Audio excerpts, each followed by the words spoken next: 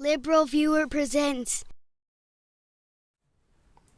So, welcome to the January 8th edition of LiberalViewer Sunday Live Clip Roundup. Thanks for joining me. I've picked out the weekend's dozen best, most newsworthy clips for what should be a really educational, informative, media criticism, and political analysis fair use video for you all tonight. As usual, my clips come mostly from the Sunday morning news analysis shows from the big five corporate outlets of ABC, NBC, CBS, CNN, and Fox News, the so-called corporate media here in the United States.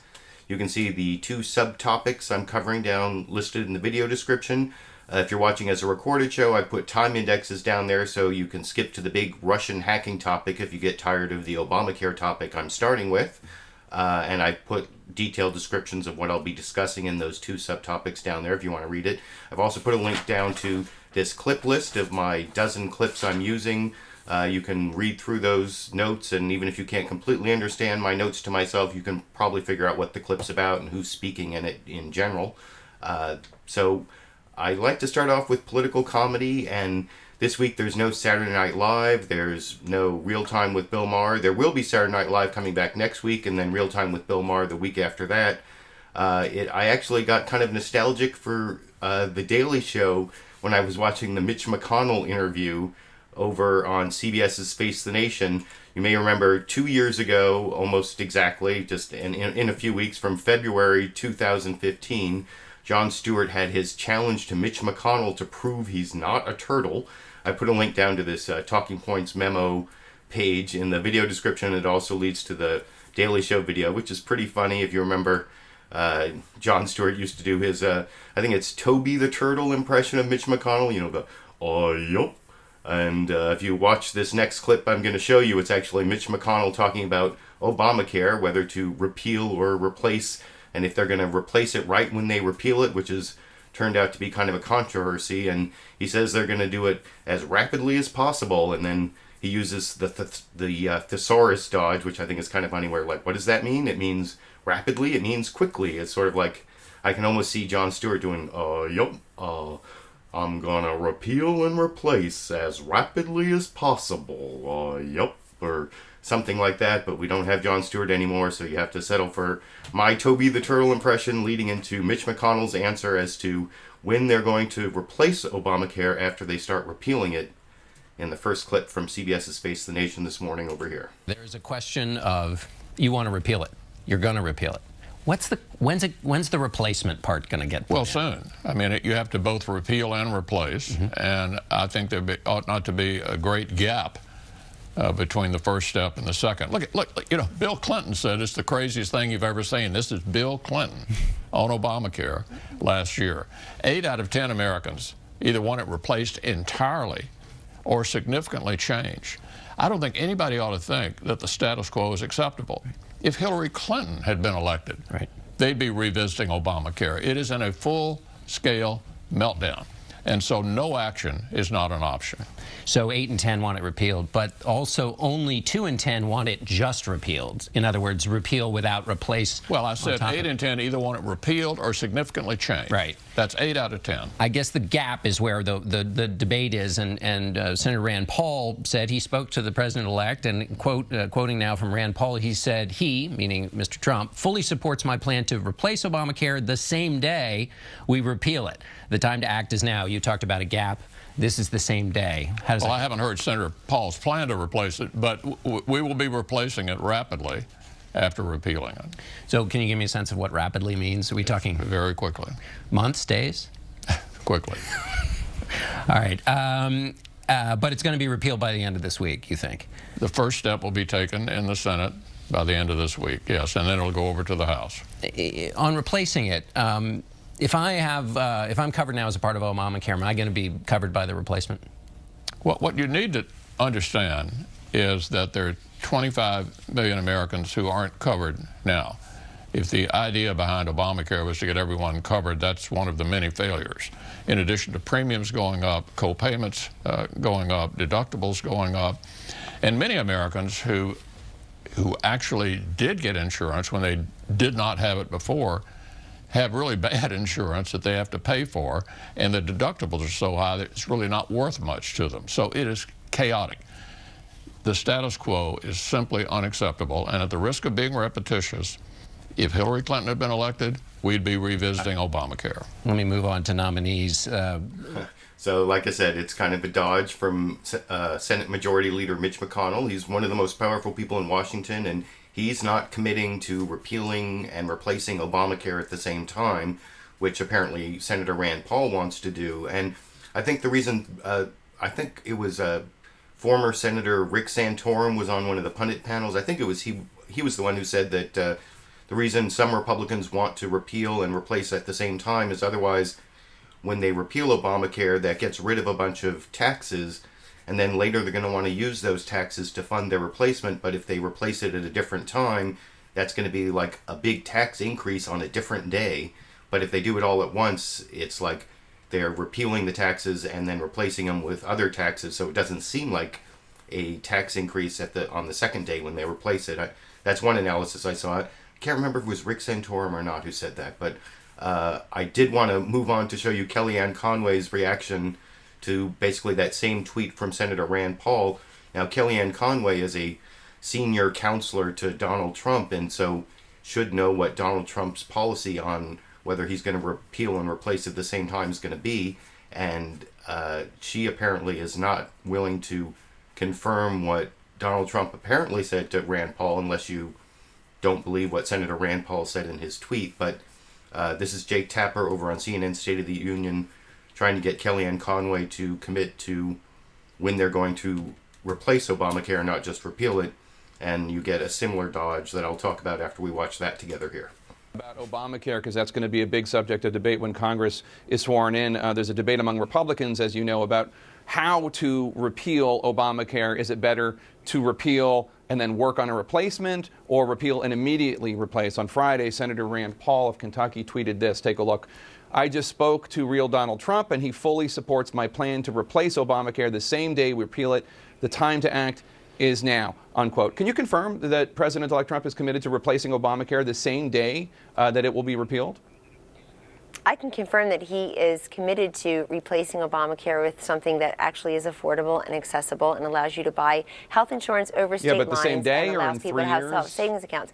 Well, it really depends what the piece of legislation is. What does it look like? What he is discussing with his team, including Vice President-elect Pence, the Republicans in Congress, and his incoming HHS Secretary, Congressman Tom Price, are the possibilities of how to improve upon a system that most Americans think is still not working, is seen by many Americans as a failure, is seen by many Americans as having premiums increase, in some places 50 to over 100%, of having fewer choices, less access, lower quality. All of that has to change. We hear from Americans every single day on this, Jake. It is one of the most prominently discussed issues when we receive, we've received over 200,000 comments, for example, on advice to the President-elect and the Vice President-elect. But look, he's very committed to repealing and replacing it.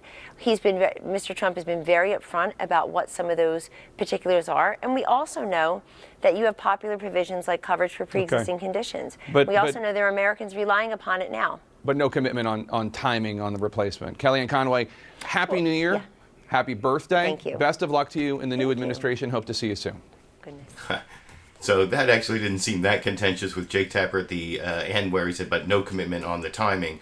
I'm going to show you a much more contentious interaction between Jake Tapper and Kellyanne Conway in a little while when I get to the Russian hacking topic.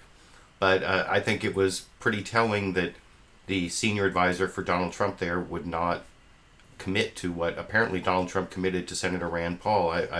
You can let me know what you think down in the comment section as to whether maybe Rand Paul is misinterpreting the commitment he got from Donald Trump, or Donald Trump has made a commitment that he doesn't mean to keep or hasn't told his staff about, or why it is there's this disconnect. But I do remember during the campaign, Donald Trump said that he was going to repeal Obamacare and replace it with something terrific, but I guess, big surprise, he doesn't really know what that something terrific is yet, and that's not really a surprise to those of us who are watching his performance in the debates. It was like he's going to get rid of the lines around the states, if I recall, but and that is something they're going to do, but it's not really going to solve a lot of the problems that I'll show in this next clip that President Obama talks about. He did this great exit interview on ABC's This Week with George Stephanopoulos, talking to George Stephanopoulos. It was definitely a warm interview where I think ABC, if they had a bias, it was towards being positive and praising of the president and giving him more softball questions to get out what he wanted to say, but given the limitations of that type of journalism, you still do get to hear President Obama's thoughts on some important issues. And Obamacare, of course, is something, since it has his name behind it, he has thought a lot about. And so I wanted to show you this 4.5-minute clip from ABC's This Week with George Stephanopoulos, where he talks about why he thinks the Republicans are in something of a dilemma when it comes to replacing Obamacare, and that maybe it will turn out that they'll just rename it but keep a lot of the things that they can't really do any better in terms of insuring people and keeping costs down. And I'll discuss that clip with you after we watch it together from ABC's This Week with George Stephanopoulos this morning over here. About over the last several days when it comes to health care, the gains that we've made are there. 20 million people have health insurance that didn't have it before. The uninsured rate is the lowest it's ever been. The rise in health care costs since Obamacare, the Affordable Care Act, was passed, have been at their lowest rate in 50 years. Those savings have extended the Medicare Trust Fund by 11 years. We've got a baseline of facts. Here's where we were, here's where we are now. So it is true, theoretically, that all that progress can be undone, and suddenly 20 million people or more don't have health insurance.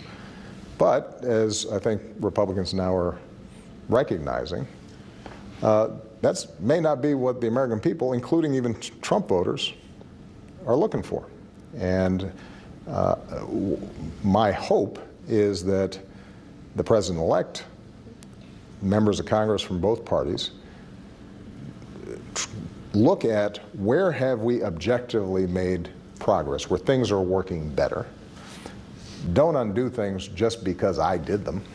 I don't have pride of authorship. I said today in a forum on health care, if the Republicans can come up with a system that insures more people, cheaper, better, I will be the first one. And I can tell by your smile, you don't think they can do it. Well, I'm skeptical that they can do it, mainly because for 7 years now, including when we first tried to pass health care, I said to them, okay, if this doesn't work, tell me what does. In this room, I remember having meetings with Republican senators who initially had been trying to engage, but saw that the politics of no were growing inside the Republican Party. And I remember having a conversation in the Oval Office with one of those senators who was starting to get a little sheepish about what compromises might garner his support. And finally I asked him, is there any changes I could make that would get you to support this? And he said, probably not, Mr. President, which was a nice change in terms of just candor. But what that means then is that now the burden is to take a look. Don't just oppose things because this was Obama's agenda. Sounds like that's what's happening right now. Well, that's what's happening at the moment. People are anxious about their future and their children's futures, but they don't want folks to be reckless, and they don't want this town to just be tit for tat. And one of the gratifying things I think about the end of my presidency, even though admittedly my successor ran against a lot of what we stood for, is when you look at the individual issues and the progress that we've made on a lot of those issues, we got the support of a pretty decent majority. Even on health care, what you've seen is a lot of stories surfacing lately about people who said, well, I voted for Trump, but I don't think he's really going to take away my health care. So is Obamacare going to survive? I think it will. Or it may be called something else. And as I said, I don't mind. If, in fact, the Republicans make some modifications, some of which I may have been seeking previously, but they wouldn't cooperate because they didn't want to make the system work, and relabel it as Trump care, I'm fine with that. Because what I'm thinking about are the millions of people, many of whom write me very personal letters. Yeah. Dear Mr. President, I did not vote for you.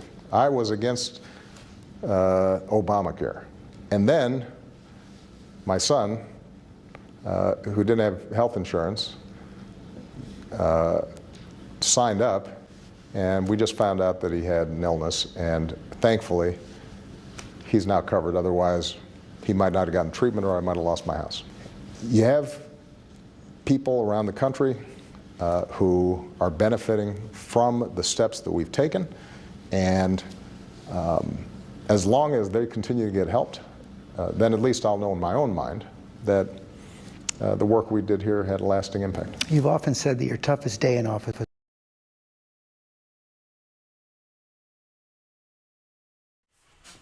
So, I mean, I think that's a good analysis from President Obama there as to the dilemma that the Republicans are in about repealing Obamacare but not having anything to replace it with. And basically it's their transition from an opposition party to a governing party and not just saying no. And Donald Trump kind of has that same problem. I noticed, I was reading the live comments during that last clip, and I saw this one from... I think it's Mihapia is how you...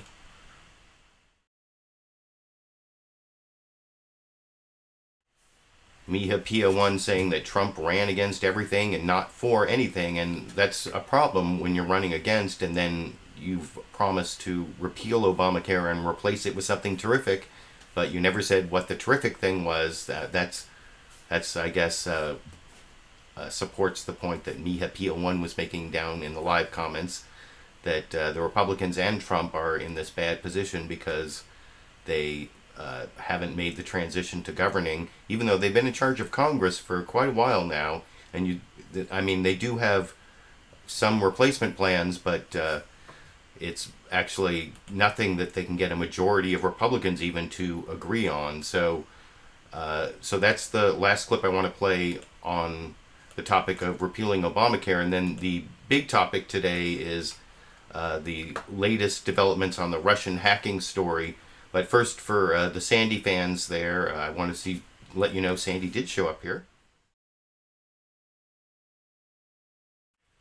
Sandy has shown up very attentively to watch the program here, so she's one of the live viewers along with the other live viewers that I'm reading your comments along the way. And so I want to start with the two news stories about the Russian hacking story. And basically what happened this week is that a consensus report from 3 intelligence agencies from the Intelligence Community Assessment came out. I put a link down in the video description where you can read the unclassified report yourself. I've read through it.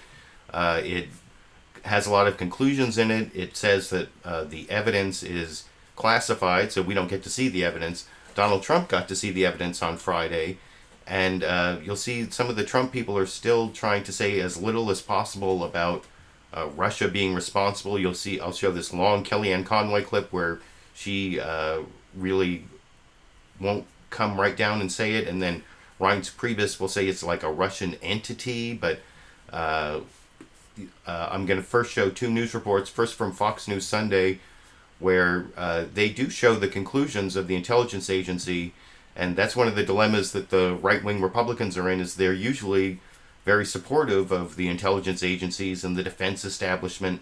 And so you'll see Catherine Herridge, the Fox News reporter, talking about what the intelligence agencies are saying and their high confidence. And then they do a little contrasting with what Trump is saying, but not as much as I'll show on NBC's Meet the Press in the following report. But here's how Fox News covered it this morning, which I'll discuss with you after we watch together here. President Vladimir Putin wanted to block Hillary Clinton. That's the blunt assessment of U.S. intelligence agencies on the Kremlin's effort to influence the 2016 election in Donald Trump's favor. An unclassified report now released after the nation's spy chief briefed Congress, President Obama, and President-elect Trump. In a moment, we'll get the Trump team's reaction from incoming White House Chief of Staff Reince Priebus. But first, let's bring in Chief Intelligence Correspondent Catherine Herridge with the latest on what the intel community found. Catherine. Chris, the report has strong language, the tone is authoritative, and most of the conclusions are at the high confidence level. The central finding is that Russian President Vladimir Putin authorized a campaign to undermine and influence the U.S. democratic process, with the goal of damaging Hillary Clinton and her chances of winning. Over time, the Russians came to favor a Donald Trump victory. The FBI Director James Comey, CIA Director John Brennan are very confident Putin wanted to help Mr. Trump, while the NSA Director Mike Rogers, whose agency analyzes signals intelligence, including intercepted phone calls, was only moderately confident. The report says Russian intelligence provided the stolen emails to Julian Assange and his website WikiLeaks because of its self-proclaimed reputation for authenticity. Assange has consistently denied the Russian government connection. Writing in a tweet after his classified briefing, the president-elect said there was absolutely no evidence that hacking affected the election results. Voting machines not touched. Without mentioning Russia, the vice president-elect said the briefing was useful. It was a constructive and respectful dialogue, and the president-elect has made it very clear that we're going to take aggressive action in the early days of our new administration to combat cyber attacks and protect the security of the American people. Senior congressional leadership known as the Gang of Eight was briefed, but they did not see the underlying raw data, Chris. Catherine, I want to also ask you about the latest. So you saw Fox News Sunday there. They talked about the conclusions of the intelligence agencies. They didn't really emphasize the conflict with Donald Trump. There was an interesting fact there from Catherine Herridge at the end that I hadn't heard reported anywhere else, that the Gang of Eight, the leaders of the intelligence committees in the House and the Senate, Republicans and Democrats that get briefed on this, they actually didn't see the raw data.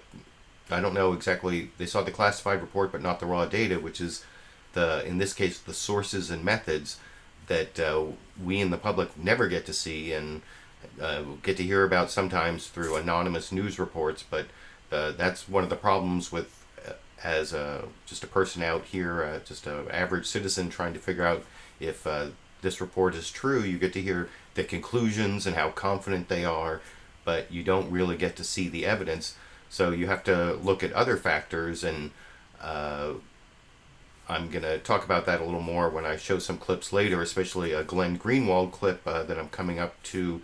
I think that's the second to last clip. But before I get to that, I want to show this other report, news report about this, the NBC Meet the Press report, which is a lot more critical of Donald Trump and his team's reaction to the intelligence conclusions than you saw in that Fox News Sunday report from Catherine Herridge. You'll basically see that Chuck Todd is pointing out the way Donald Trump has been dragged kicking and screaming to the conclusion that Russia or some Russian entity was in some way involved and actually spent a lot of time attacking the intelligence and the conclusions and saying positive things about Vladimir Putin and saying positive things about Julian Assange. And I'll talk about this NBC report, especially in contrast to that Fox News report, after we watch it together over here. President-elect has been consistent about. It's that Russia in no way interfered with the U.S. presidential election, from arguing in a debate that the hacking of the DNC could just as easily have come from someone who's 400 pounds sitting on his bed, to trashing the national intelligence agencies, to appearing to side with WikiLeaks founder Julian Assange. Donald Trump has pushed back hard against the idea of Russian involvement. Now he has more to push back against. On Thursday, the heads of the nation's top intelligence agencies and senators from both parties made their conclusions clear. Russia interfered with the presidential election. On Friday, those same intelligence agencies released a report that included this line: Putin and the Russian government aspired to help President-elect Trump's election chances when possible by discrediting Secretary Clinton and publicly contrasting her unfavorably to him. Now, this public report did not include the sources and methods of how the intel agencies came to these conclusions. That portion is classified, but that was part of Mr. Trump's briefing on Friday. Publicly, the president-elect reacted by neither accepting nor rejecting the findings. Intelligence stated very strongly there was absolutely no evidence that the hacking affected the election results. Voting machines not touched, the president-elect tweeted. In fact, no one, though, is suggesting that voting machines were impacted. So the president-elect still appears to be largely on his own, at least within his party, in this dispute. Donald Trump is calling the controversy over Russian interference during the presidential election a political witch hunt, putting himself at odds with the intelligence community. I think there's a difference between skepticism and disparagement. He's at odds with members of his own party. Every American should be alarmed by Russia's attacks on our nation. And he's even at odds with the outgoing president. We have to remind ourselves we're on the same team. Vladimir Putin's not on our team. After an intelligence briefing on Friday, Trump dialed down his outrage in a longer statement, saying instead he has tremendous respect for the intelligence community. But Trump also conflated Russia with China, other countries, outside groups, and people that have waged cyber attacks on the United States. On Friday, the intelligence community released a report publicly concluding that Russian President Vladimir Putin ordered an influence campaign aimed at the United States presidential election. Quote, Russia's goals were to undermine public faith in the U.S. democratic process, denigrate Secretary Clinton, and harm her electability and potential presidency. We further assess Putin and the Russian government developed a clear preference for President-elect Trump. The intelligence agencies also concluded with high confidence that Russia's military intelligence arm passed on material it acquired from the DNC and Democratic officials to WikiLeaks and other sites. For Trump, promoting that WikiLeaks material became a campaign staple. WikiLeaks just came out with a new one. They got it all down, folks. WikiLeaks. They were just announcing new WikiLeaks, and I wanted to stay there, but I didn't want to keep you waiting. Let me run back into the plane and find out. A senior U.S. intelligence official tells NBC News that U.S. intercepts picked up senior Russian officials celebrating Trump's victory. The report did not address whether the Russian campaign actually tipped the election to Trump.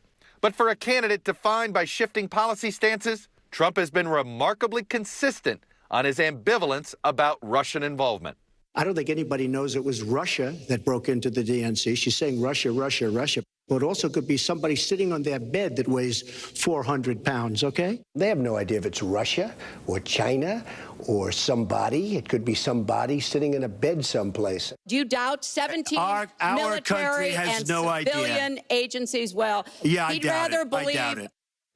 On Friday, as Mr. Trump was being briefed, I sat down with two Republican senators who have been critical of President-elect Trump. And I'll actually show that next part in a little bit when I show the differing Republican reaction between Chuck Todd is going to have an interview with Senator John McCain and Senator Lindsey Graham that I'll show a clip from in just a couple minutes. And I'll contrast it with Representative Devin Nunes, the Republican chair of the House Intelligence Committee, who's more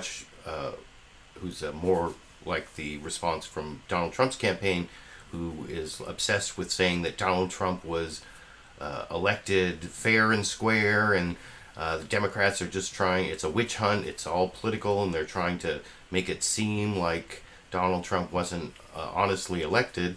But there certainly are some questions about the effect that the Russian hacking and the dissemination of all these emails had on the election. You saw in that Meet the Press clip, unlike the Fox News clip before it, they showed all the times that Donald Trump referred to WikiLeaks during the campaign, so it certainly had an effect, although it's not something that Kellyanne Conway will admit in the clip I'm going to show in just a minute. But first I want to show Reince Priebus over on Fox News Sunday, slowly but surely admitting that a Russian entity, a foreign entity, Russian entity, was responsible for the hacking of the DNC. But along the way, he says, this all started long ago, before any candidates were ever even chosen, like actually 40 years ago, or 50, I think, and one person, I think, said 70 years ago this all started. It's almost like long, long ago in a galaxy far, far away is where this all came from. But you'll see Reince Priebus, at least under Some good journalistic questioning from Chris Wallace on Fox News Sunday after criticizing him a little before. I think his questioning here is okay, except for the fact that, as on all the Fox News programs, when the question of whether it affected the election comes up, they're really adamant. All the anchors, even the supposedly straight news anchors like Chris Wallace, they chime in, yes, it didn't affect the outcome. He could have tried to affect the outcome of the election, and Donald Trump still could have won fair and square, or Chris Wallace says something like that in the middle of this back and forth with Reince Priebus. But other than that, he does a pretty good job of getting Reince Priebus to finally admit that there's a Russian entity involved, whatever that means. It sounds like some, Star Trek alien, the Russian entity. But I'll talk about that with you after we watch that. It takes about 6 minutes to finally get it down on Fox News Sunday this morning over here. Intel chiefs laid out the full classified report to President-elect Trump and others in his team, including you, that Russian President Putin ordered a cyber attack to interfere with the election and eventually came to try to help Donald Trump. Simple question. Does the president-elect accept the findings and the evidence of the intelligence community? Well, I think he accepts the findings, Chris, but here's the thing that I think everyone needs to understand. When this whole thing started, it started from the Russians 50 years ago. In other words, this is something that's been going on in our elections for many, many years, both the Russians, the Chinese, the Iranians. It happens every election period. Now, in this particular case, it started way back in 2015 before either nominee of either party was chosen. And it started, and this is declassified, as a spear fishing expedition over many different institutions. It just so happened that the DNC had nearly no defenses on their system, and when they were warned multiple times by the FBI, they didn't respond. And so suddenly, you have a major political party, one of the biggest political parties in the world, that by their own admission lacked defenses, lacked training, and allowed a foreign government into their entire email system without responding to the FBI. So, yes, we have bad actors around the world. We have had bad actors, including the Russians. But we also have a problem when we have a major political institution that allows foreign governments into their system with hardly any defenses or training. That's a huge story, and that's what people aren't talking about as well. That's a fair point, and it's also, we should point out, there is no evidence that the Russians in any way were able to get into the electoral system and tamper with the vote count. But on Friday, hours before he had the briefing, Donald Trump said that this was, quote, a political witch hunt. So I just want to be very clear on two specific points. Does he now accept, because you say, well, this has been going on for years, never to this extent, never the hacking and dissemination of emails, and you can argue as to whether they were in some way were complicit in it because of their weaknesses, that we've never had this kind of dissemination before. Does he accept that the Russians were behind this hacking campaign? Yes or no? Well, sure. I mean, he's not denying that entities in Russia were behind this particular hacking campaign. But let me just respond to your point, though. You say, never have we had such a massive. Yeah, but here's what we have. We have the DNC as a sitting duck. So if you have a person wait a second, Chris, because it matters to your point. It matters because if the DNC allows any foreign entity into their system and says, here's 50,000 emails, you can have them. Well, voila. Now you have the biggest dissemination of emails that we've ever seen in the history of America. Well, who do you blame more for this? Who do you blame more for this, Reince? Do you blame Putin and the Kremlin, or do you blame the DNC? Who's the primary actor here? First, listen, the primary actor is the foreign entity that's perpetrating the crime to begin with. Which was. No doubt about it, Chris. I'm not denying that. Which was. I'm not denying it. I'm not denying it. And what was that foreign entity? What I'm saying is Russia. But what I'm telling you is that we also have a situation where you have people at the DNC. Let me ask you this. Anyone listening out there, if you had multiple calls from the FBI and you said, by the way, Chris, this is the FBI, I think someone is in your system and stealing all of your emails, and you ignore multiple calls. They attempted to attack the RNC in the same way.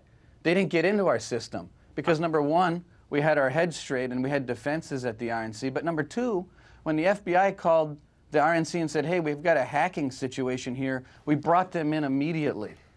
And so, granted, we have bad actors around the world, and cyber attacks have been happening for years. But we also have an entity that's allowed through a wide open door a foreign government into their system. I get that. One other question. Right. Does President-elect Trump accept the evidence that he heard? Does he find it persuasive that Putin's interest towards the end of the campaign was to help Trump by discrediting Clinton? I haven't asked him about that, Chris. I mean, he accepts the fact that Russia and other entities engage in cyber attacks in the United States all day long. He accepts the fact that this particular case was entities in Russia, so that's not the issue. But if you look at his statement, after he commends the intelligence community in the very first paragraph, he talks about the particular hack. He talks about the fact that the DNC was a sitting duck while the RNC had its act together. He then says in the first 90 days of his administration, he's going to order a full report as to what we can do to be better. But one of the things that we can do to be better is when the FBI calls you and says, we've got a problem, you return the phone call. Well, I want to ask you about that because he had a tweet. So there you can see Chris Wallace and his interchange with the incoming chief of staff for Donald Trump, Reince Priebus, where he's kind of like NBC's Meet the Press reported earlier, dragged kicking and screaming to the barest admission that the hacking was the result of Russian entities. And now Reince Priebus, recall, was in that Friday briefing that Donald Trump was in, where he's actually seen the sources and methods. He's seen the classified information, the evidence that we don't get to see. So that's one way you can tell whether the conclusions of the intelligence agencies, whether they're based on, good evidence or bad evidence, when we as like just regular citizens can't see the evidence, is you see how people who have seen the evidence, how they react. And especially if like people on different sides both say, that people on different partisan sides both see the evidence the same way. And you've seen the Obama administration say that they think that it was Russian hacking that did this based on, President Obama has seen the evidence. And I'll show a clip from him at the end talking about the evidence. But then you see partisan Republicans, and I'll show some of those in just a few minutes, like Lindsey Graham and John McCain also accept the evidence. And even Reince Priebus in that last clip, he dragged kicking and screaming to the admission that it was a Russian entity. Now, you can't always rely on the fact that both sides, majority of people on both sides accept the evidence, because that's also true of the Iraq War. And I'll talk more about the Iraq War and some of that stuff, but I want to move on to the Kellyanne Conway clip, the epic struggle between Jake Tapper and Kellyanne Conway on the idea that, well, they put out all this stuff about Hillary Clinton, and it got to WikiLeaks, and Donald Trump talked about it a lot, so it had some effect on the election. It may not have changed the outcome of the election, but it certainly had an effect on the election because Donald Trump talked about it all the time, like you saw in the NBC Meet the Press news story. And Kellyanne Conway just cannot put all those facts in her mind together at the same time, or at least won't admit that they're all facts at the same time, and instead goes off on all these tangents. This is like classic Kellyanne Conway, and I wish for fair use purposes, I'm supposed to like show you the shortest clip as possible. This is the shortest way I can show Kellyanne Conway's answer to Jake Tapper's questioning as to whether Russia was responsible and whether Russia was trying to affect the outcome of the election, and whether there was some effect given that Donald Trump kept using the WikiLeaks material during the campaign. And you'll see her squirm and even admit to less than Reince Priebus did, and it takes almost 7.5 minutes, 7 minutes, 23 seconds, I think, from CNN State of the Union this morning over here. Jake, if you read his entire statement, followed the briefing on Friday, he makes very clear that Russia, China, and others have attempted to attack different government institutions and businesses and individuals and organizations over a series of time. He specifically mentions the Democratic National Committee because that's why we're having this conversation. I don't want any of your viewers to be misled into thinking that somehow the Kremlin and the Republican Party or the Kremlin was dealing with any of the hackers and bringing that information back to Moscow, and somehow that anybody who allegedly attempted to influence our elections actually did. If you read the full report, they make very clear, Mr. Clapper in his testimony made very clear on Thursday under oath, that that any attempt, any aspiration to influence our elections failed. They were not successful in doing that. And it's a very important point. We're talking about this because we had embarrassing leaks from the DNC emails. There were no fireworks in that report because there was no firewall at the DNC. Well, what they said, what the intelligence community said, is that there was no evidence that Russia was able to penetrate any of the voting machines and affect the outcome that way. But they made no conclusion whatsoever. They said they didn't have any evidence, and it wasn't in their charge to determine whether or not the information that was hacked by Russia, that was ultimately leaked to the public, whether or not that changed any votes. And if you listen to what Mr. Trump had to say on the stump all the time, he invoked WikiLeaks dozens and dozens of times to try to suggest that the WikiLeaks said that there were things that Hillary Clinton was doing or had done that were untoward. Take a listen. All you have to do is take a look at WikiLeaks and just see what they said about Bernie Sanders. WikiLeaks just actually came out. John Podesta said some horrible things about you, and boy, was he right. He said some beauties. WikiLeaks that just came out, and she lied. Now she's blaming the lie on the late, great Abraham Lincoln. So I guess what I'm confused about is how can you say that the hacking had no impact on the election when Mr. Trump kept invoking WikiLeaks, which was printing, publishing things that the Russians had hacked? Obviously, he thought it was going to have an effect on the election. Well, it had an effect on his debate answer, and it had an effect on the Clinton campaign because it was quite embarrassing to watch her closest advisors question her judgment, question whether she would ever find her voice, wondering aloud why she was testing 84 slogans to find out who she was and what she'd run on. This guy had "Make America Great Again" and never changed. And I know that's very embarrassing, them calling Chelsea Clinton, some of them, a spoiled brat. That's very uncomfortable. But that's what was hacked. The RNC, apparently there was an attempted hack on the RNC, I'm informed, but they had the sufficient cybersecurity firewalls in place. Jake, CNN's own reporting showed this week that the FBI asked the DNC to have access to its information, to its server, I guess, and to its information. And the DNC refused to turn that over to the FBI, according to CNN's own report. So all of this amounts to a very simple fact, which is that alleged attacks, and aspirations to interfere with our democracy failed. And they failed, and we know that because Donald Trump won because of what do you things mean that had alleged nothing to do with attacks? the hacks. And Hillary Clinton, but look, if you look at CNN's own polling data, for 1 year before the election, Hillary Clinton was viewed by a majority of Americans as unlikable, and she was viewed by a higher number, over 60%, Look, as there not are- honest or trustworthy. Kellyanne, It has nothing to do with Moscow. Absolutely, there are dozens of reasons why Hillary Clinton is not the president-elect and Donald Trump is. But what I guess I don't understand is why there is this reluctance by President-elect Trump and people around him to acknowledge Russia did this.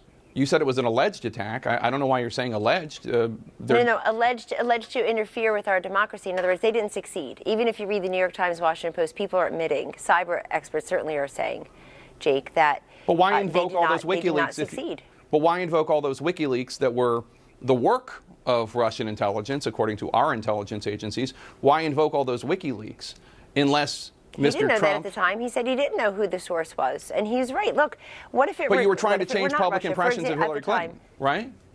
Pardon me? Mr. Trump and you and others were trying to make an argument against Hillary Clinton using the work of Russian hackers. Oh, you know what, Jake? With all due respect to Hillary Clinton, we didn't need WikiLeaks to convince the American people that they didn't like her, didn't trust her, didn't find her to be honest. She did that all on her own. She got this party started by setting up an illegal server and opening it to hacks for intelligence or security information that's much more serious than what a political party would have on the server. Sure, but if you didn't need WikiLeaks, why keep mentioning them? I just want to answer your question too. Yeah. I want to answer your question too. I keep hearing, particularly from my friends at CNN and other places, that we're so reluctant. We won't answer a question. Yes, we will. Read his statement. He said he knows that there have been, that Russia, China, and others have tried to attack our governmental institutions, businesses, organizations, individuals. And let me add to that, where was the outcry when China hacked into 21 million records through our Office of Personnel and Management, OPM, of private citizens? Their personal information, 21 million. They basically got the equivalent of a slap on the wrist, just like Vladimir Putin heard from President Obama earlier this year, knock it off, when he thought that they might be hacking into our information. Everything changed when the election result was not what they had anticipated. Why, if this is so important to our intelligence and our security, then why wasn't a bigger deal made about it? Why wasn't a big portion of the $1.2 billion Hillary Clinton wasted on her campaign invested in this messaging? Well, I remember the OPM hack being a pretty big story on my show on CNN and others, but let me ask you something. No, I mean the government. I'm glad you covered it. I mean, why didn't we where was the punishment on that with respect to that then we're expelling 35 Russian operatives a week before the report is even complete, a week before Mr. Clapper even goes and testifies under oath and makes very clear that there was no impact on the election. Senator McCain has said the same thing. Again, he said there was no impact on the voting process. We don't know. Right. There's no way of knowing what it affected these leaks. And if you didn't need WikiLeaks, President-elect Trump sure mentioned them dozens and dozens of times. I mean, they were part of the case you were making. But let's move on to something else. Let me just say, that's equivalent to Hillary Clinton trying to quote Republican senators and governors who weren't supporting Donald Trump. It's the equivalent. You're saying to your opponent, wow, you don't have support among your own group here. In the case of Secretary Clinton, she was being disparaged by members of her own team through email. So that's just very different from the issue at hand. That's entirely different from what was discussed in the intelligence briefing on Friday and at the committee hearings on Thursday. I do hope you agree. Were you in the briefing on Friday? And by the way, she wasn't in the briefing because her security clearance is still pending, and I don't know why that is, but it seems to me that she is like way stuck in campaign mode, that all of her answers there were like she could not keep in her mind the fact that she was still using WikiLeaks material that, at least according to the conclusions of these intelligence agencies, came from Russian government and controlled hacking, that she would not admit that even though she was using that material to disparage Hillary Clinton, that the availability of that material to disparage Hillary Clinton that Donald Trump had used throughout the campaign, as Jake Tapper showed clips to support his argument there, she still could just not, I don't know if she couldn't hold those facts in her mind, or she was just like programmed politically not to be able to give any sort of credence to all those facts lining up at the same time. I don't know what it is. You can let me know what you think down in the comment section, and we may actually learn more about how Donald Trump is going to respond to this whole controversy, if he himself is going to have to be dragged kicking and screaming to the any kind of admission about a Russian entity that you saw from Reince Priebus there, and then Kellyanne Conway making some sort of admission on that. And I noticed in the live comments along the way, there was this one from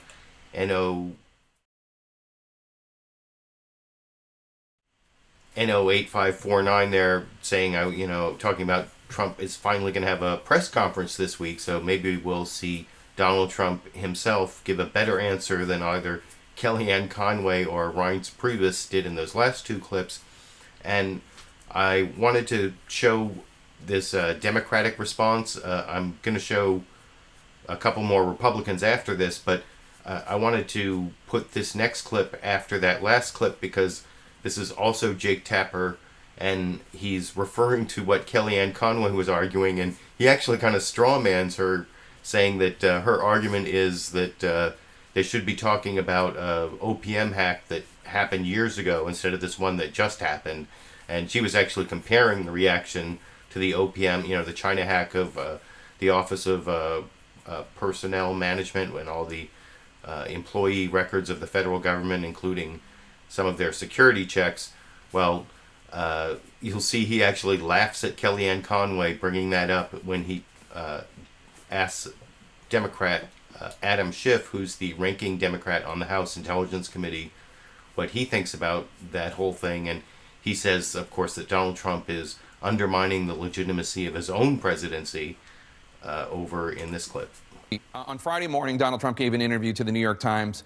Take a look at what he said. Quote, China relatively recently hacked 20 million government names. How come nobody even talks about that? This is a political witch hunt. You heard Kellyanne Conway say something similar on the show just a few minutes ago. Why is everybody talking about this and not something that happened in 2013 or 14? What do you make of Donald Trump calling this a witch hunt? There's no one who is more undermining the legitimacy of the Trump presidency than Donald Trump himself. His continued refusal to accept the obvious, accept the core conclusions of the intelligence community that this was Russia. The statement he issued that, well, Russia, China, and others, he included everyone but the 400-pound fat guy. It's still more denial about what took place. And one of the key conclusions of the intelligence agencies in that report is this was not a one-off. They will do this again. They'll do it to us. They'll do it to Germany. They'll do it to France. This is an attack on liberal democracy. We in Congress, on a bipartisan basis, need to be able to work with this new president to push back across the full spectrum of Russian malign influence. And this tells me he's not stepping up to the job. And one of the things that's interesting, James Woolsey. Now, you heard Representative Adam Schiff there talking about Congress working on a bipartisan basis to go against this Russian aggression, against cyber attack against the United States. That's the conclusion in this intelligence agency assessment.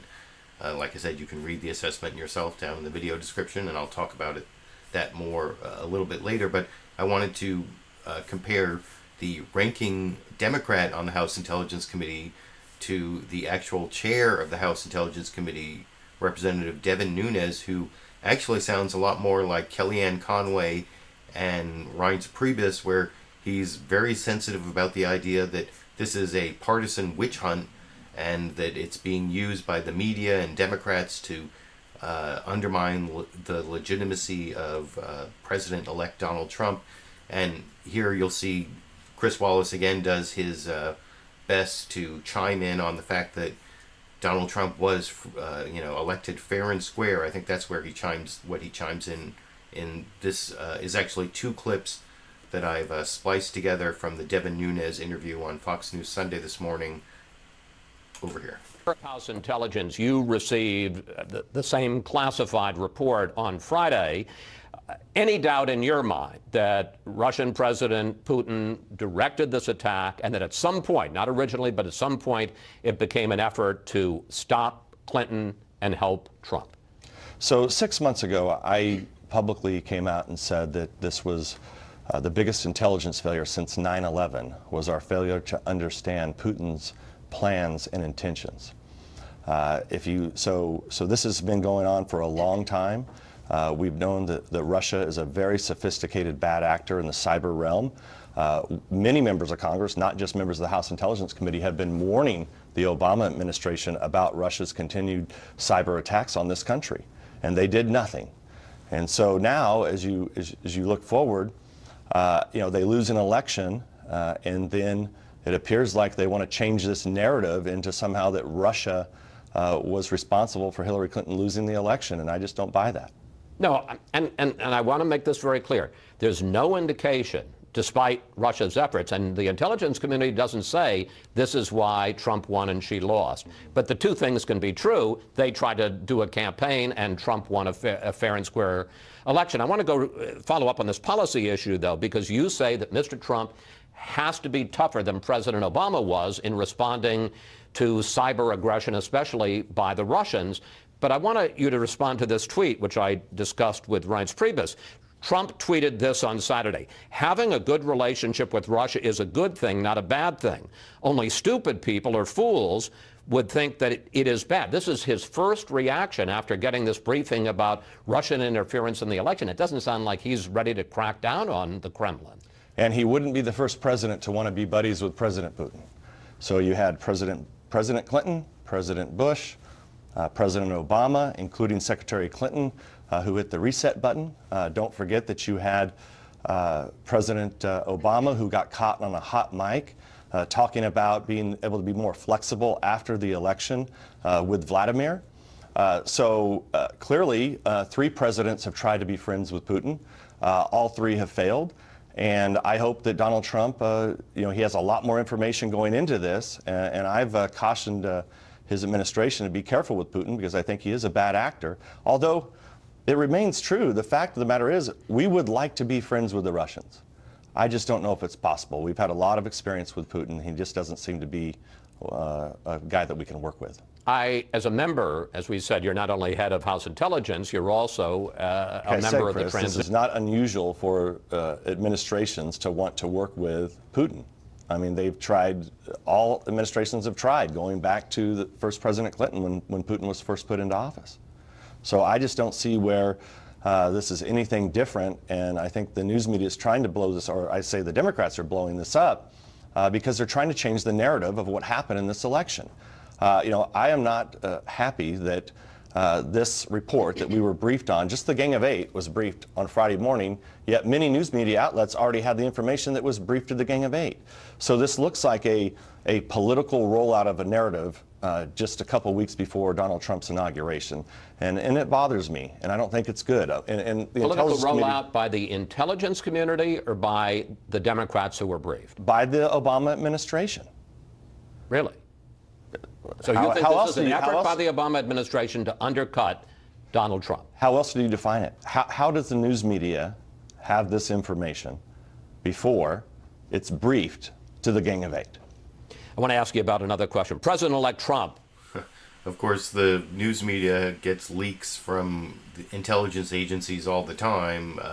It doesn't necessarily mean the entire report is political, although it's possible that there's a political motive from the Obama administration to try to box in Donald Trump, or maybe they're trying to get some sanctions on the books that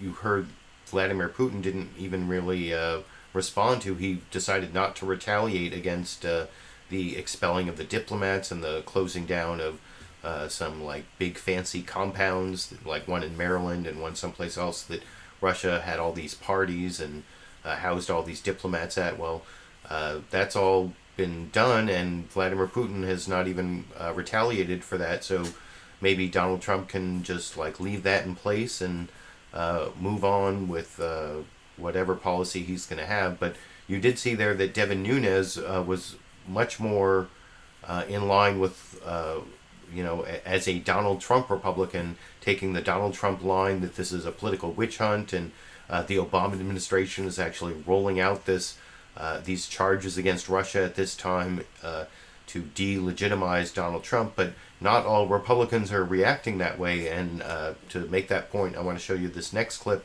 from NBC's Meet the Press, where they had on Republican senators and very hawkish, very anti-Russian, bomb Iran, and I think this is Senator John McCain and Senator Lindsey Graham, and I think that they're like, one of them is the work wife or work husband. I think they're work husbands of each other. They're not actually married, but they're like work spouses. That's an expression that people use in a non-sexual way, right? But anyway, you can see John McCain gives sort of a short answer, and then Lindsey Graham gives a much more expansive answer as to why they are definitely thinking that Donald Trump is not being strong enough in accepting the conclusions of the intelligence agencies about Russian hacking. And I will talk about their responses after we watch that clip together from NBC's Meet the Press this morning over here. By asking the both of them about Mr. Trump's claim Friday morning that what we're seeing is nothing more than a political witch hunt. I believe our intelligence leaders, General Clapper and Admiral Rogers, who testified before the Armed Services Committee, are credible people. and well-respected. General Clapper, I think, had 53 years of experience in the intelligence business. And yes, intelligence authorities have made mistakes in the past and been wrong in the past, but what they're saying is there's a long history of Russian attempts to affect the outcome of our election. You know, here's the deal for me. I think he's worried that inquiring into what Russia did in the election is going to undermine his credibility and his legitimacy. Quite frankly, I haven't heard any Democrat at all of prominence say that we doubt that Donald Trump won. Putin's not the reason that Clinton lost and Trump won. I don't think anybody's saying that. So, Mr. President-elect, that's not what we're trying to do. What we're trying to do is find out what the Russians did in our elections and make sure that other people, including the Russians, won't do it next time. No doubt in my mind that Russians interfered, that John Podesta's emails were hacked by the Russians, not some 14-year-old kid or 300-pound guy, and that the DNC was compromised by the Russians. And it seems pretty clear to me that WikiLeaks got it from the Russians. It didn't affect the outcome, but they tried to interfere in our election. So he's going to be the defender of the free world here pretty soon. In a couple of weeks, Donald Trump will be the defender of the free world and democracy. You should let everybody know in America, Republicans and Democrats, that you're going to make Russia pay a price for trying to interfere. Even though it didn't affect the outcome, they tried to interfere and they need to pay a price, and I don't care what their motives were. Why do you think he continues to question intelligence on this? I think he's worried about it undermining his legitimacy. You think it's totally about, it's personal? I really, because he said it's time to move on. Remember when he was asked about, I think maybe on New Year's Eve, let's just get on with our lives. Here's my retort to that. Our lives are built around the idea that we're free people, that we go to the ballot box, that we have political contests outside of foreign interference. You can't go on with your life as a democracy when a foreign entity is trying to compromise the election process. So, Mr. President-elect, it is very important that you show leadership here. Let me say this. If after having been briefed by our intelligence leaders, Donald Trump is still unsure as to what the Russians did, that would be incredibly unnerving to me because the evidence is overwhelming. All I'm asking him is to acknowledge that Russia interfered and push back. And it could be Iran next time. It could be China. It was Democrats today. It could be Republicans in the next election. I want to get the Washington Post. So there you can see some Republicans who are accepting the conclusions of the intelligence community, or at least these intelligence agencies, the three intelligence agencies, or I can't remember, I think it's three, that came together in this assessment that I put a link down to in the video description. Maybe more than three, but they keep saying 17 intelligence agencies, but I think it was the NSA, the FBI, and the CIA, which were the three main intelligence agencies that signed off on this latest report. Anyway, their conclusions, without evidence that we all can see, is that Russia was behind the hacking of the DNC and John Podesta and certain other electoral institutions, and they did it first to sow discord in the American electoral system, and then over time they came to do it to actually hurt Hillary Clinton and help Donald Trump. And you see there that Lindsey Graham actually accepts the conclusions of the report, and he says the same thing kind of you heard from Adam Schiff, that they're just too worried about undermining their own legitimacy, and they're almost undermining their own legitimacy by worrying about undermining their own legitimacy. But I do want to say that there are reasons to be skeptical of this report. I've gotten some feedback over time that some people think I may be too credulous of the intelligence community and their conclusions that Russia was behind this hacking. Actually, what I've been trying to report on is the way the media has reported on this, and also the way the incoming Trump administration has refused to accept the conclusions, even though, especially this week, now Donald Trump has access to the raw data, the sources and methods, the classified information that the rest of us don't get to see. But just because I've been critical of the Trump people for not really coming to grips with what the intelligence agencies are saying. That doesn't mean that I don't think that there's a valid basis to be skeptical of intelligence agencies' conclusions when we, out here in the public can't really see the evidence they're using to come to those conclusions. And one person I really respect on this is Glenn Greenwald. Over here, you can see I have his book on my bookshelf, No Place to Hide, where he was one of the sources that Edward Snowden went to and gave his leaks about the intelligence or the NSA spying on Americans. And Glenn Greenwald actually talks about 3 different times that specific instances where the intelligence agencies lied to the American public or gave false information. Lying actually says they did it on purpose, and one of them is the Iraq WMDs. I don't know if that's a lie or a mistake, but they definitely came to the wrong conclusion there. Another place he talks about is the Gulf of Tonkin resolution that started the Vietnam War and got Congress to authorize the use of force in Vietnam. And then the final place is in this No Place to Hide book, he talks about the Snowden revelations about this massive spying on the American people. Well, I showed that clip many times of James Clapper, the head of the NSA or CIA or director of I can't remember exactly which agency he headed, because he did a couple over at different times, but he went and testified in a response to Senator Ron Wyden saying there were not millions of files or millions of Americans being under surveillance. That's a paraphrase, and he was obviously lying then. So I do agree with Glenn Greenwald that you have to be skeptical of the intelligence agencies, but you'll notice at the very beginning of this clip, Glenn Greenwald also says that it's entirely possible and even likely that Vladimir Putin did direct this hacking against the DNC and other electoral institutions. It's definitely in line with what Vladimir Putin would do, and being skeptical of the conclusions doesn't mean that the conclusions aren't actually true. And I will discuss how you should really express that skepticism, I think, after I show that clip from Glenn Greenwald on CNN's Reliable Sources, which is their media criticism show every Sunday with Brian Stelter, the CNN anchor, over in this clip. So I think everybody would agree that it's certainly plausible that this is something that Russia might have done. I certainly wouldn't put it past them. It wouldn't shock me if it turns out that they did. This is the sort of thing Russia and the U.S. have done to other countries and to one another for many decades, including over the last 10 years. So nobody would say Russia didn't do it or that it would be shocking if they did. But there's a lesson, a really critical lesson that I thought we had learned back in August 1964 when the U.S. Senate stood up and authorized Lyndon Johnson to escalate the war in Vietnam with 2 dissenting votes based on the intelligence community's claims about what happened in the Gulf of Tonkin that turned out to be totally false.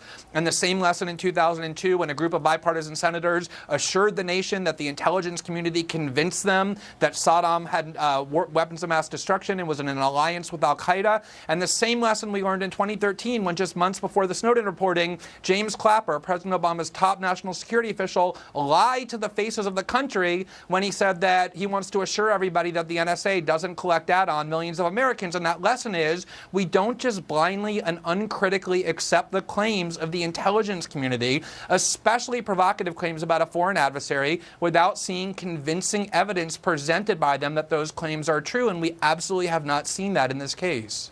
Do you think there's a related lesson here, which is that as political polarization increases in the U.S. and elsewhere, partisans will take their own sides. They will dismiss conflicting information. We saw it in 2003 with the run-up to the Iraq War. We're seeing it again now, but in a different direction with regards to Russia. Absolutely. I mean, the whole phenomenon of fake news, which has so many people worried about, at its heart has this idea that we've balkanized ourselves on the internet and on cable news, that we can simply believe whatever is pleasing or flattering to us. And this idea that we ought to be skeptical about the intelligence community is one that just a few years ago was extremely popular. In fact, I would call it conventional wisdom among Democrats and progressives and liberals who really learned the hard lesson, not just from Vietnam, but from Iraq. And now you have a complete role reversal reversal where it's Republicans who are expressing skepticism of the CIA and Democrats who are saying if you don't believe the CIA, it means you're disloyal and unpatriotic and you're siding with a dictator against your own country. And I think it has to do with exactly what you just said, which is that we have this tendency to believe whatever we want to believe and adopt whatever principles are most convenient for it at the moment. We heard from President Obama about this in an interview airing on ABC this morning. Here's what he told George Stephanopoulos. I'll be honest with you, George. One of the things that I am concerned about is the degree to which we've seen a lot of commentary lately where there are Republicans or pundits or cable commentators who seem to have more confidence in Vladimir Putin than fellow Americans because those fellow Americans are Democrats. That cannot be. Glenn, who do you think Obama's talking about? I'm sure he's talking about Donald Trump and about Fox News, which is true. They've done a complete role reversal. You know, when George Bush was president and Dick Cheney was out there, they were saying people who don't accept what the CIA says are traitors and on the side of Saddam. And now you have Democrats who are saying that. So I think Obama is absolutely correct. You shouldn't reject what the CIA is claiming simply because it helps a Republican to do so. But the other side is also true, which is that you're not obligated through patriotism or decency to simply accept what the CIA says, lest you be accused of siding with a foreign dictator or being unpatriotic. What should determine the discourse is the evidence presented, and is on the key claims that Putin directed this hacking and that he did so to elect Donald Trump. There is no evidence for it, not unpersuasive evidence or inadequate evidence, no evidence, just CIA assertions over and over, and that just simply is not enough. There are anonymous sources saying it, and you would say those sources are not evidence. They are just making assertions. Glenn, I'm out of time, but thank you very much for being here. Always a pleasure. So there's very little I disagree with Glenn Greenwald about in that last clip. The only part I would quibble maybe or just clarify what he was saying about there being no evidence, and I think Brian Stelter kind of did that it's anonymous sources. It's not really anonymous sources, it's classified sources and methods. That's the evidence that we don't get to see.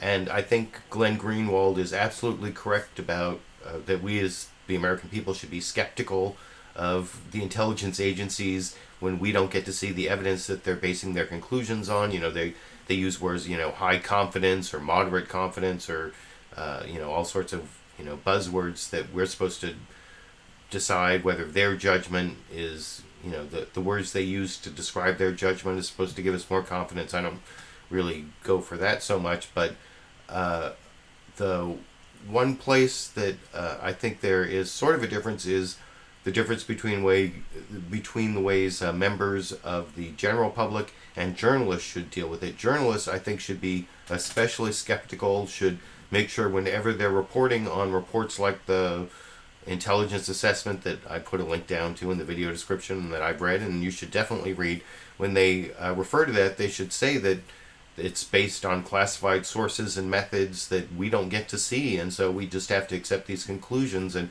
every time the media reports on it, they should say it's the conclusions of the intelligence community based on classified information that we don't get to see, and make that point over and over again so that members of the public know.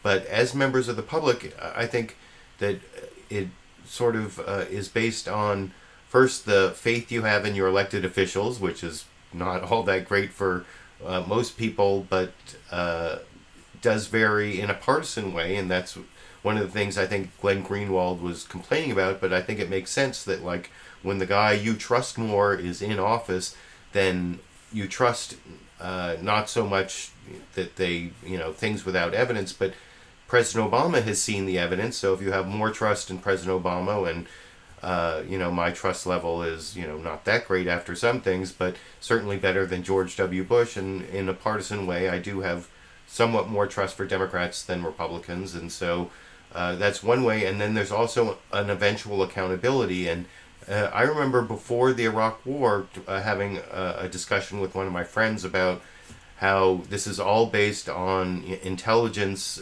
conclusions and sources and methods that we don't get to see.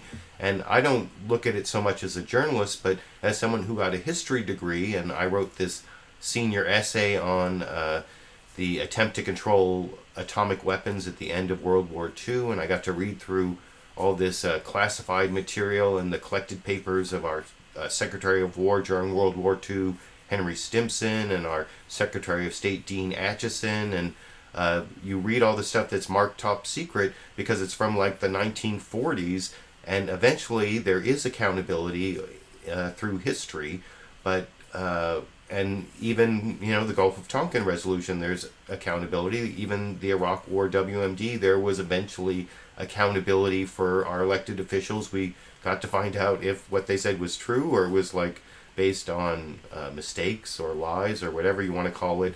And so as a member of the general public, I think you have to kind of decide how much faith you have in the people who get to see the raw data and the classified information.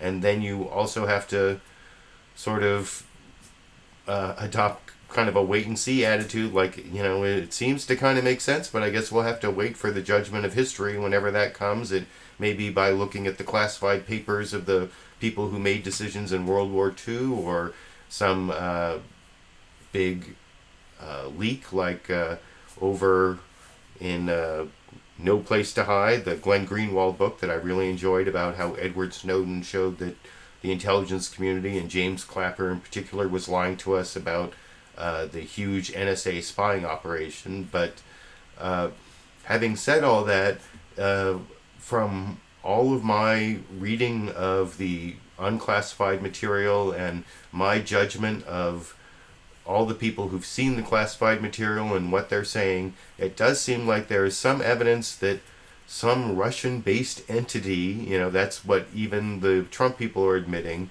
was responsible for this hacking. Is it like the Russian mob and they're like friends with Putin, or some other oligarch or hackers who have sometimes been allied with the Putin government, or I don't know exactly who they are, but they seem to be Russians. They seem to have some connection to Vladimir Putin.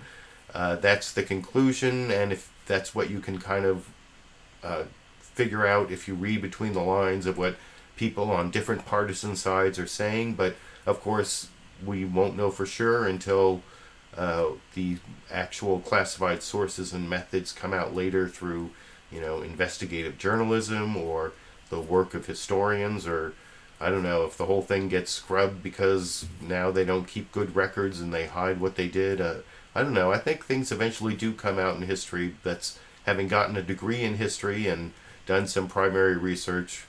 I don't know, maybe that's not true in the digital age anymore. You can let me know what you think down in the video, down in the comment section video description. But I do want to show you one more clip, and this is actually showing you a criticism that I have of the last clip. It's actually from reliable sources, the CNN Media Criticism Show, but they really cut short that clip of President Obama that Brian Stelter showed to Glenn Greenwald, and in a way it kind of changed the meaning, where it seemed like President Obama was using this intelligence for partisan purposes when he was actually trying to be like nonpartisan, or, you know, transpartisan, or I don't know what you would call it. But I want to show you the entire clip of President Obama's exit interview with George Stephanopoulos on ABC's This Week, where he talked about this Russian hacking and what he thinks it means, you know, what he thinks about the evidence and what it shows about our election system. And he actually does try to take this nonpartisan view that it's not about Democrats and Republicans, it's about how we have to be more skeptical and change the way we ingest information and misinformation. And I thought his whole answer in this interview with George Stephanopoulos was interesting enough and important enough to take. It's about 7 minutes and 45 seconds, this clip, and it's the last clip I want to show on the Russia topic, and the last clip I want to show of any kind for the broadcast tonight. It's President Obama explaining the evidence and the effect of the Russia hacking in his kind of easy softball interview with George Stephanopoulos. I've taken 2 clips from it. You can see the whole interview. It took the entire 1-hour program by clicking on the link down in the video description to the ABC This Week full episode. And I will discuss with you President Obama's explanation of the whole Russian hacking situation after we watch it together over here. Came out on the Russian activities, the declassified version. Pretty stark opening sentences. Russian President Vladimir Putin ordered an influence campaign. We further assess that Putin and the Russian government developed a clear preference for President-elect Trump. President Putin was trying to elect Trump?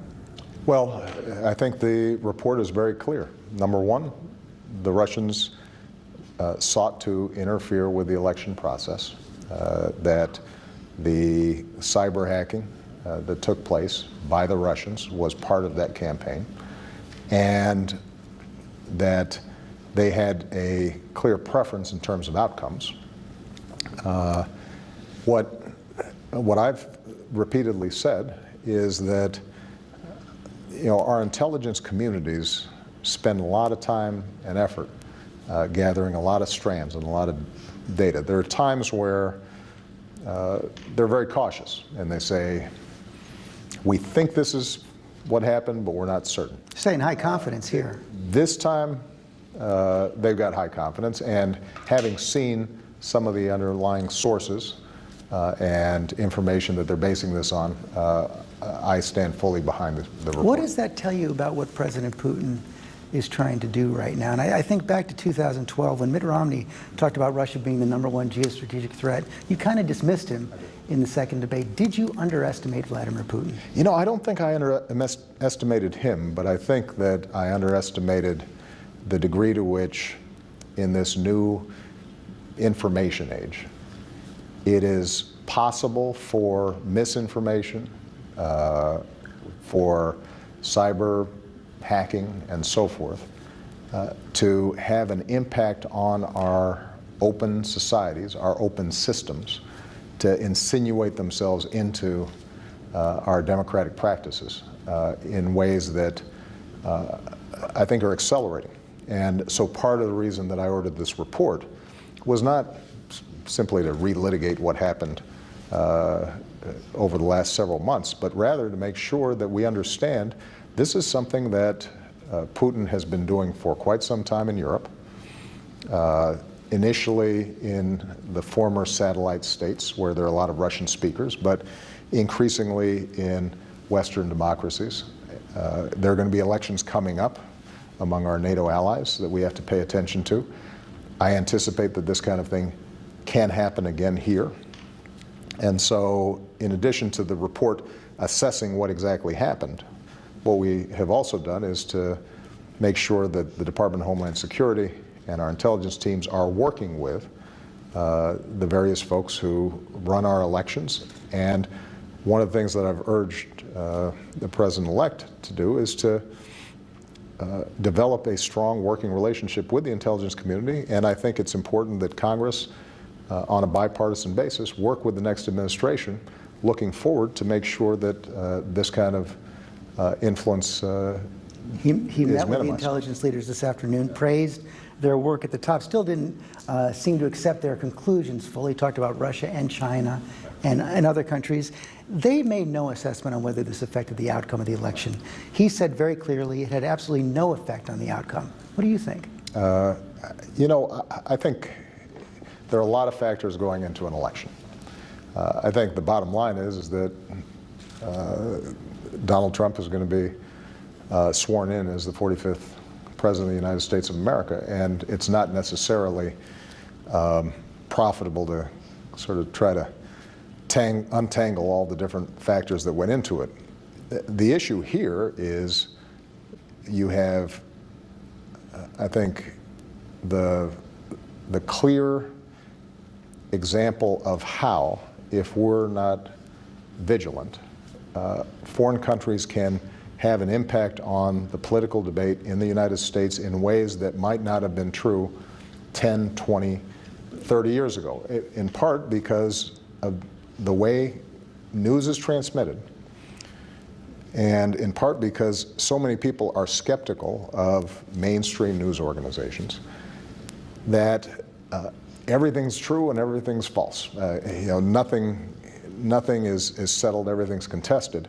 In that kind of environment where there's so much skepticism about information that's coming in, we're going to have to spend a lot more time thinking about how do we protect our democratic process, and as I've been saying for years, we're going to have to spend a lot more time on cybersecurity. This is one of the reasons why I'd ordered a commission. But bottom line, this time, Vladimir Putin got what he wanted.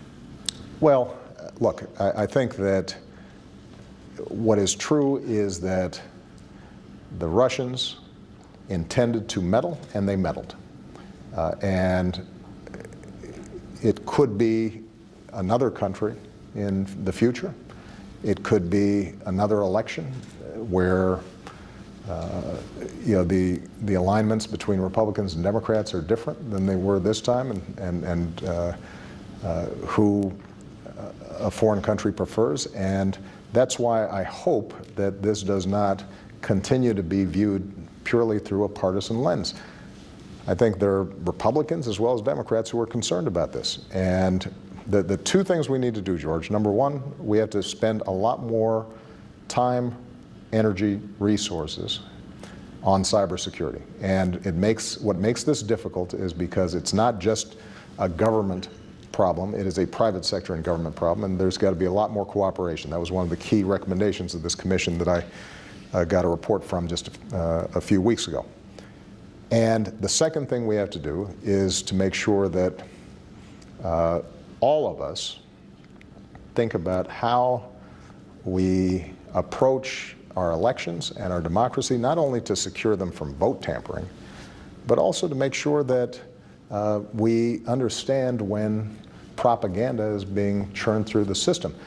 And one of the things, I'll be honest with you, George, one of the things that I am concerned about is the degree to which we've seen a lot of commentary lately where there are Republicans or pundits or cable commentators who seem to have more confidence in Vladimir Putin than fellow Americans because those fellow Americans are Democrats. That cannot be. Does that include the president-elect? What I will say is that, and I said this right after the election, we have to remind ourselves we're on the same team. Vladimir Putin's not on our team. If we get to a point where people in this country feel more affinity with a leader who is an adversary and views the United States and our way of life as a threat to him, then we're going to have bigger problems than just cyber hacking. You've talked to the President-elect Trump. I don't know. I've had a lot of problems with President Obama over the years, and his centrism, his policies that often reflect what used to be called, being a moderate Republican. He certainly has never been a liberal Democrat. As LiberalViewer, I can say what is liberal and what isn't liberal, and he was not liberal when he ran in 2008. I even made a video about how he was a little bit conservative, and he was definitely always a centrist. And still listening to him talk there and comparing him to what we're about to get in terms of President-elect Donald Trump, I have to have a moment of nostalgia. And he's definitely an articulate speaker. He's definitely someone who, when I listen to him, he sounds like there's thinking going on there, and that he's someone who grasps the issues, and he may not have the exact point of view that I have, but at least I think, we have like a competent, in-control president, or someone who is also worried about many of the issues that I'm worried about, even though he doesn't seem to always come to the right conclusions, especially when it comes to NSA spying and his drone program and various other issues. He never closed Guantanamo, although that wasn't completely his fault. But anyway, we have over a week left to President Obama before we get to Donald Trump and his presidency on January 20th. And I will be back next week with another edition of LiberalViewer Sunday Live Clip Roundup, and I hope you enjoyed the clips I picked out for you this week. If you want to help support my channel, as usual, I've put a link down in the video description where you can become one of my monthly patrons. That's the best way to support me in the time of dwindling YouTube ad revenues and all sorts of tricks they play on YouTube partners where they don't monetize your videos anymore. And also, if you want to give me a one-time contribution and in the way that YouTube actually gets a cut through YouTube fan funding, there's a little eye up here in the corner you can click on. I may be putting out an edited, produced video. I've been thinking about putting out a video about this weird, terrible, nasty Facebook Live attack that was perpetrated by these 4 black youths in Chicago on a mentally disabled white person, and they said disparaging things about white people and Donald Trump during the attack. And I've been thinking about making a video about the way Fox News covered this. I think it would be called Fox News Loves Black on White Crime or something like that, because Fox News has like gone so overboard on the story. Like not since the new Black Panther Party stood outside some polling place in the 2008 election and Fox News covered it for like a year later. This story is really the kind of story Fox News likes to cover. So I've been thinking of making a video about that. That might happen this week. But I have this big ACLU commitment that I'm working on that will happen next Saturday, and I may get some video from that event. It's my ACLU chapter annual meeting here in Sacramento. But that will all be over by next Sunday, when I will be back with another Sunday live clip roundup. I hope you enjoyed, like I said, the clips I picked out this week.